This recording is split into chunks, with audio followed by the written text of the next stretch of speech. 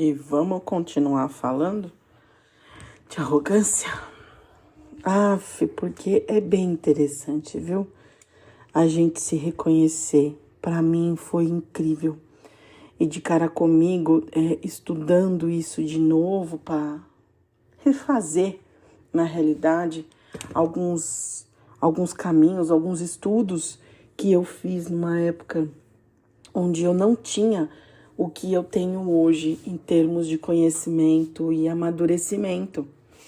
E falar de arrogância, para mim, sempre eu achava que eu não era arrogante. E aí, quando eu fiz aquela checklist que eu coloquei no episódio anterior, quando eu comecei a estudar o que era arrogância e tudo mais, eu falei, opa, pera lá, eu sou arrogante sim. E isso me traz muitos prejuízos relacionais, prejuízos individuais, prejuízos de área de trabalho, de relação interpessoal, de networking. Nossa, os prejuízos são incontáveis e de verdade não tô mais a fim de bancar prejuízo nenhum por conta das minhas mazelas, sabe? Então, de boa, né? Eu falei, não, chega disso, chega. E é engraçado, quanto mais eu estudo, quanto mais eu olho para mim, quanto mais eu noto coisas em mim, quanto mais eu coloco as coisas para trabalhar, eu vou vendo que, meu Deus, eu ainda tenho um caminho longo pela frente. E isso antes me dava uma certa angústia, porque parece que você nunca vai chegar, né? E aquela coisa de a gente tem começo, meio e fim, para mim isso caiu por terra, né? De cara comigo eu notei que a gente tem começo, meio e meio. Para mim não tem fim, porque quanto mais só sei que nada sei, quanto mais eu percebo coisas, aprendo coisas com relação a mim, com relação ao comportamento humano e tudo mais eu percebo que eu tenho muita coisa para aprender ainda. Então, velho, olha, arruma a vela do teu barco, cara, e relaxa. Porque o caminho, o horizonte não tá nem na vista ainda. Quer dizer, o destino não tá nem na vista ainda, você só tem horizonte. Só horizonte. A ilhazinha, filho, eu nem vi ainda. Mas eu olho para trás e eu já vejo o que eu deixei para trás. E isso para mim é uma conquista. Nossa, gente, é imensurável. A Hermance, no livro dela, Escutando Sentimentos, ela continua falando sobre a arrogância. Ela tem um capítulo aqui, que é o capítulo 9 do livro, se chama Estudando a Arrogância 2. E ela, nesse capítulo, foi que eu entendi o que eu era para mim, o que eu significava para mim. Eu já tinha identificado qual era a minha arrogância, os pontos, as atitudes, as posturas, as condutas que eu tinha que me classificavam como arrogante, e eu agora queria saber como eliminar, né? Como transcender isso, como eliminar, como sobrepujar, sabe assim? Eu queria passar de fase, tipo Pokémon, né? Sabe assim? Pokémon evoluído, evoluiu para um, evoluiu para outro, e assim vai. Era isso que eu queria, né? E quero todos os dias, ainda não queria não, é isso que eu trabalho todos os dias. E aí eu vou abrir aspas para um trecho aqui do capítulo 9 do livro Escutando Sentimentos, da Hermance Dufour. E aí, no livro, o trecho é o seguinte, abre aspas. O reflexo mais saliente do ato de arrogar é a disputa pela apropriação da verdade. Nossa necessidade compulsiva de estarmos sempre com a razão demonstra a ação egoísta pela posse da verdade, isto é, daquilo que chancelamos sendo a verdade. Ou seja, né? Presta atenção. Ainda aspas abertas. De posse dessa sensação orgulhosa de possuir o certo, em nosso ponto de vista, há milênios adotamos condutas que nos causam a agradável ilusão de possuirmos autoridade suficiente para julgar com precisão a vida alheia. É com base nesse estado orgulhoso de ser que sustentamos o velho processo psíquico de autofascinação, com a qual nutrimos exacerbada convicção nas opiniões pessoais, especialmente em se tratando das intenções e atitudes do próximo. Na raiz desse mecanismo psicológico encontra-se a neurótica necessidade de sentirmos superiores uns em relação aos outros, a disputa. O orgulho é o sentimento de superioridade pessoal e a arrogância é a expressão doentia desse traço moral. Fecho aspas. Isto aqui, eu falei, gente, é isso. Eu tinha a mania de achar que eu sabia tudo. E isso desde menina mesmo, achar que eu sabia tudo. E que aquilo que eu sabia era a única verdade que existia.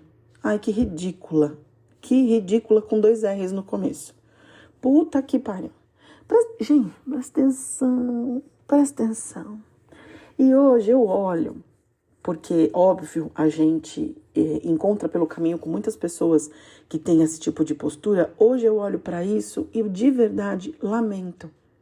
Porque eu sei que nesse lugar eu estava impedida por mim mesma de conquistar tantas outras posições, tantas outras versões melhores de mim mesma, que eu não conseguia vislumbrar por achar que estava certa.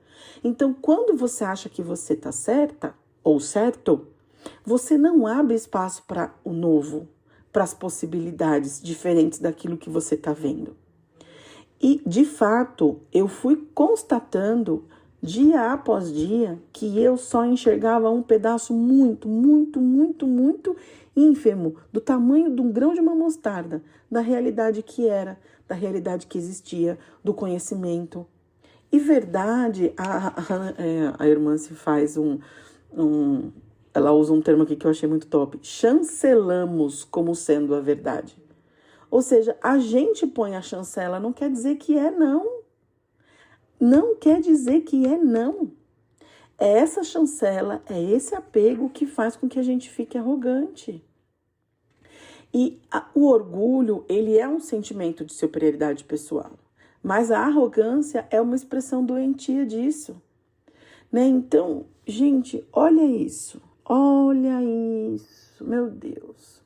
Olha só, vou abrir outra aspas. Abre aspas. Nossa grande dificuldade reside em desconhecer nosso abre aspas. Nossa grande dificuldade reside em desconhecer nosso real tamanho evolutivo. Não sabemos quem somos e partimos para adotar referência para fora de nós. Por isso, não disputamos quem é o maior conosco, e sim o próximo. E para que essa disputa seja legítima, criamos o hábito de julgar através da apropriação da verdade. Diminuindo o outro, sentimos-nos maiores. Fecho aspas. Ou seja, olha isso. Diminuindo o outro, a gente se sente maior. E aí eu vejo todos os dias, incansavelmente, a mim mesma, por muitas vezes, e muitas vezes nas outras pessoas, essa postura de diminuir o outro para que se sinta grande.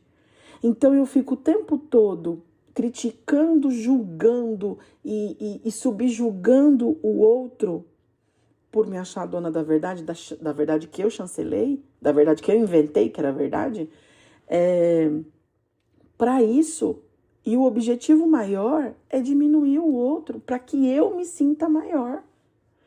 Então, quando você pega pessoas com essa postura, chefes, né, às vezes diretor, gerente, coordenador, que pega aquela pessoa que trabalha, o subordinado que trabalha ali e fica diminuindo, sabe? Às vezes com nada, às vezes com a troco de nada. É só para se sentir maior, porque ele sabe que não é bem assim. Então, a grande dificuldade da gente é reconhecer o nosso real tamanho evolutivo. E